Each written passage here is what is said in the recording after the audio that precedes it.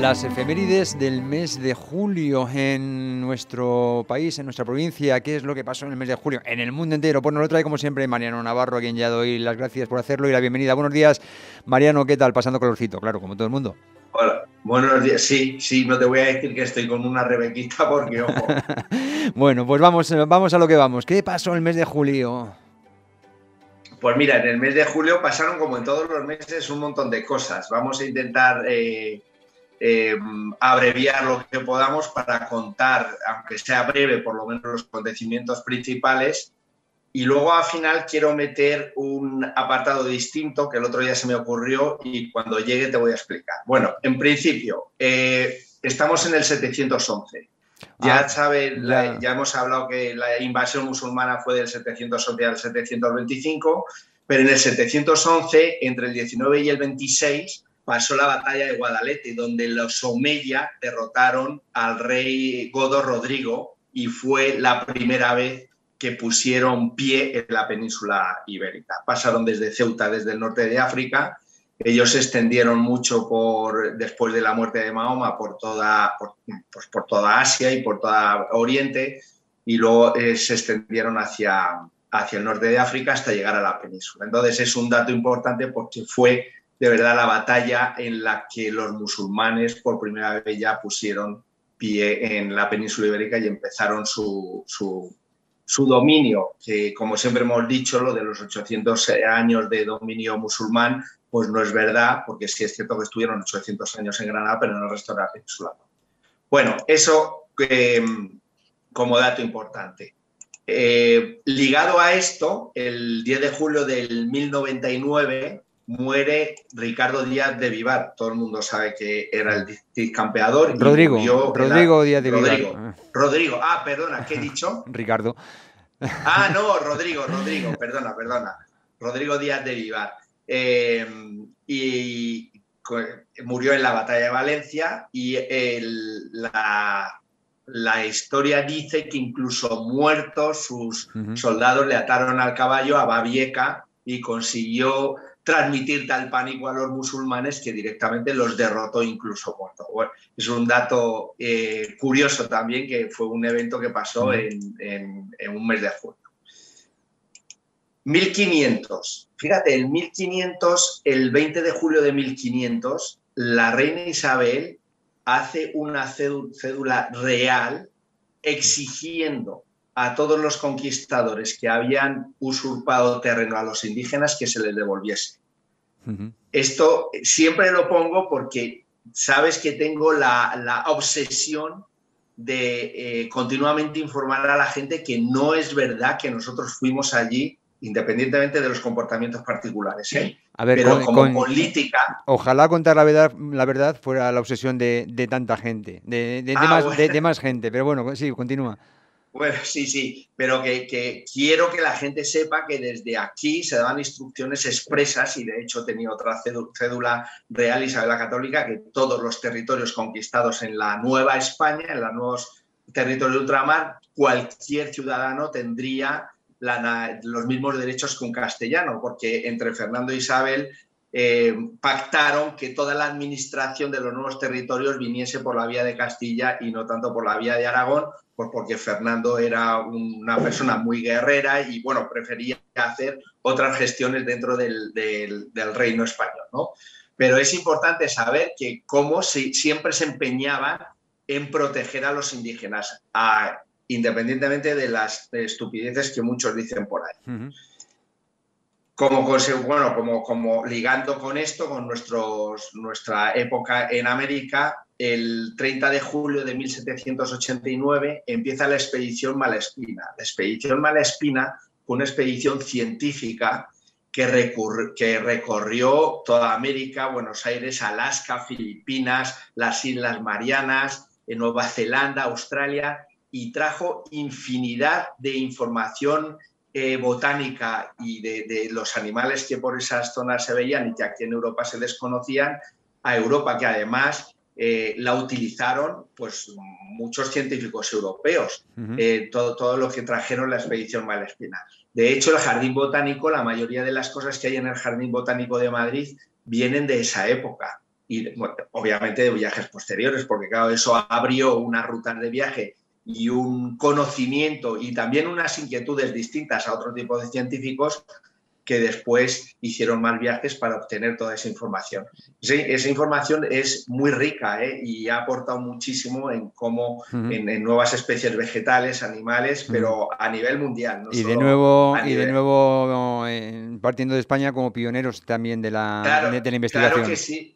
Claro que sí, pero esto es como lo de la vacuna de la viruela de Isabel Zendal, que es que parece que fue Jenner el que hizo el único que era promotor de las vacunas. Pues no, es que también, obviamente, nosotros no hemos hecho todo, pues claro que no, pero Claro que que hemos no, aportado pero vamos, mucho, sí, esa expedición Pero claro, en la que pero lo que iban, hemos... en los que se Lo, llevaba niños vacunas, si mal no recuerdo. eso es, que eran los portadores. Pero claro, lo que sí tenemos es que lo que sí hemos hecho bien, decirlo y reconocerlo y por supuesto no avergonzarnos. Ya sé que soy muy pesado con esto. Bueno, vamos a dar un salto, nos vamos a ir a la época de Napoleón, 1808. 19 de julio de 1808 es la batalla de Bailén. La batalla de Bailén, que realmente es la batalla donde es un punto de inflexión en la política de Napoleón, porque es la primera batalla donde es derrotado el ejército de Un Napoleón. ejército napoleónico, el Eso es, el que... general Dupont Sí, le derrota a campo abierto el general Castaños. efectivamente. Todo el mundo habla de Wellington, y Wellington, que tenía sus cosas, que no era en todo trigo limpio, pero es que tenemos de verdad el mérito de haber sido el primer ejército que doblega a Napoleón, y a partir de ahí vino el declive, porque luego, en 1812, aquí también en Salamanca, en Arapiles, tuvo lugar la batalla de Arapiles. Ahí ya fue un ejército formado por España, Portugal e Inglaterra, donde participó Wellington. Y también se le derrotó ahí en la batalla de Arapiles. Yo creo que estas dos derrotas, todo el mundo habla de Waterloo. Es verdad que Waterloo fue ya la definitiva, pero claro, es que estas dos derrotas fueron las que llevaron a Napoleón a ir retirándose de todos los sitios, a ir Fueron concentrándose. los dos primeros socavones que Napoleón se encontró y que se dio cuenta que España no era tan fácil como pensaba. Si es que aquí cuando nos Bueno, unimos no hay quien nos pueda, eso está claro. Pero bueno, vamos continuando. Claro, aparte que fíjate, es que el paso de las tropas de Napoleón por España era un acuerdo con el rey para invadir Portugal, Sí. no para luego establecerse aquí. Lo que pasa es que luego, pues de una manera torticera, pues no cumplieron su acuerdo y se instalaron en España, y fue cuando vino el alzamiento del 2 de mayo y todo Y de esto. todas Bueno, formas, un acuerdo con un rey retenido en Bayona, una familia real retenida en sí, Bayona, sí, pues sí, como sí. que ya da que sospechar. Pero bueno, vamos a ir continuando con las cosas que pasaron por julio. El mes pasado hablamos del sitio de Valer, que terminó. Bueno, pues el 1 de julio de 1898, que duró un año, casi, fue cuando empezó el sitio de Valer. Recuerdo que el sitio de Valer es los últimos de Filipinas. Exacto. Fue un grupo de soldados españoles que mantenían la posición en Filipinas como colonia, no como colonia, como territorio, provincia de España. Recuerda que en su día, cuando hablamos de la Constitución de 1812, había firmas de las provincias españolas de ultramar, donde aparecía también el diputado por Filipinas, o sea que no eran colonias, pero ahí los tuvo el gobierno de la época durante un año desatendidos, y ellos, en un sentido del honor fuera de lo corriente, manteniendo la posición porque estaban convencidos de que no se había cedido a los Estados Unidos. La batalla la tengo por aquí, batalla de Cayenne, la batalla de Caney, perdona, que está ligada con esto, porque todo esto está dentro de la guerra hispanoamericana con Estados Unidos. En la batalla de Caney, que fue en 1898, o sea, justo cuando terminó el sitio de Valer, también empezó la batalla de Caney. Fue una batalla que defendió el general Joaquín Vara del Rey, que todo el mundo conoce la calle de Madrid, pero mucha gente no sabe quién era. Oye, y este hombre en Cuba, en Caney, defendió la posición con apenas 500 hombres contra 7.000 hombres americanos, y consiguió hacer retroceder a todo el ejército americano, con lo cual, obviamente, finalmente Cuba consiguieron quedárselo ellos, pero fue un hecho histórico que está muy reconocido dentro de la historia militar americana, de cómo defendió el sitio de Caney nuestro Vara del Rey, nuestro general Joaquín Vara del Rey. Qué afán los norteamericanos con arrebatar colonias a los españoles y después tachar a los españoles de colonialistas. Véase, sí, bueno, de arrebatar provincias de pleno derecho al Reino de España y convertirla en colonias norteamericanas, pero después los malos son los españoles y los colonialistas. En fin. Pero fíjate, ellos tienen una costumbre, como todos tienen buenas y malas costumbres, pero ellos con nosotros, yo en mi opinión, creo que tienen una buena costumbre, que es reconocer este tipo de actos heroicos. ¿Sabes? Porque con Cervera exactamente efectivamente, igual. Me estaba acordando, igual. Recientemente he visto un documental sobre el almirante Cervera y efectivamente reconocieron y de hecho ayer le tuvieron retenido, pero con todos los honores. El almirante Cervera también en la guerra de Cuba. Mariano, tenemos que ir acelerando, pero es que me parece que tenías una sorpresilla, sí, ¿no? Tenía dos cosas. Quiero hacer mención especial a lo que pasó en las revueltas del Rif con Al-Dakrin, con el regimiento Alcántara, donde murieron todo el regimiento, casi 700 soldados españoles, muchos de ellos pasados a cuchillos por el musulmán, por el moro Al-Dakrin. Fue un episodio muy cruel. Es el Barranco del Lobo, estamos hablando de la guerra de Marruecos. Exacto, de la guerra de Marruecos, que luego dio lugar al desembarco de Alhucemas y que se tomó como modelo en el desembarco de Normandía, que el mes pasado, que no lo comentamos, fue aniversario del desembarco de Normandía. Luego, otro hecho también importante, que es el asalto a Tenerife por el almirante Nelson, que le salió fatal porque hasta le hirieron, pero su intención era conquistar Tenerife y extender el Imperio Británico a las Islas Canarias. Y lo que te decía, que quería meter un episodio, algo nuevo dentro de nuestros comentarios, que es la maldita historia de la ETA. Oh. Este mes de julio, todo el mundo ha salido muchas veces en las noticias, la liberación de Ortega Lara y el asesinato de Miguel Ángel, el cruel, mezquino, ruin, y cualquier cosa que se le ponga se queda corto, el asesinato de Miguel Ángel Blanco, pero es que no tenemos que olvidar esto.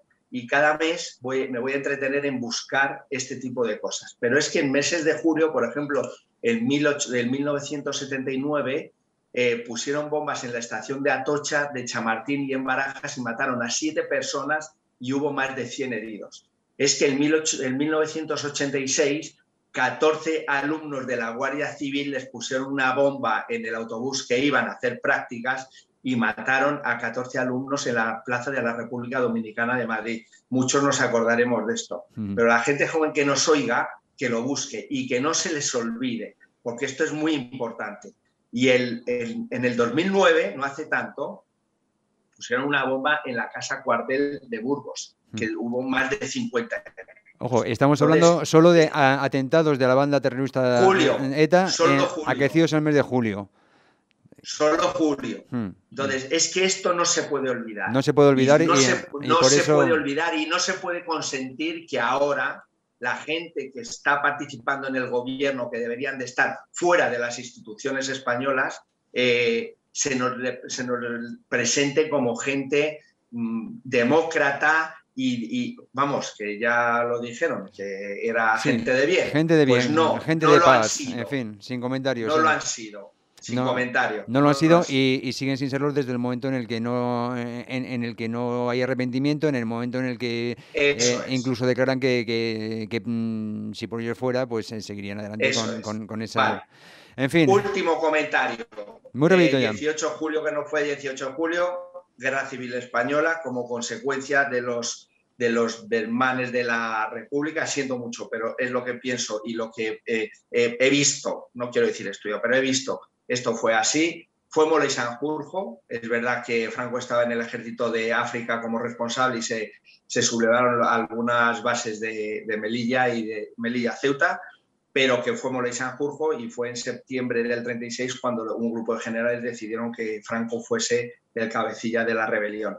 Pero que todo vino como consecuencia del desastre y hay muchos, invito a que la gente busque 1934, la Guerra Civil empezó en Asturias, un libro de Ángel Palomino, no quiero dar publicidad, pero es que es muy bueno y describe muy bien cuál era la situación y por qué llegamos a este punto. Porque que la gente no piense que el ejército, los sublevados se levantaron un día y dijeron: vaya día estupendo que hace para sublevarnos. No, ni mucho menos. Venía de lejos. Así.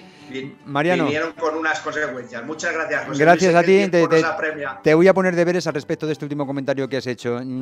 Sí. Como uno tiene menos tiempo y menos datos que tú, pues no he podido contrastarlo todavía, pero sí he leído algún comentario de algún alto cargo de la Segunda República que ya toro pasado reconoció que Franco no se rebeló contra la Segunda República, sino contra el desgobierno que había en la Segunda República. No olvidemos que Franco era un general al servicio de la Segunda República. Pero de hecho la revuelta de Asturias la paró con el general Ochoa, que fue el primero que mandaron. Efectivamente. O sea, ya te digo, búscame el dato ese, a ver si es cierto que algún alto cargo de la Segunda República reconoció esto que te acabo de decir, y comenzamos con ello, pero ya el próximo mes. Muchísimas gracias. Muy bien. Mariano Navarro, por esta revisión, y hasta el mes que viene. Adiós.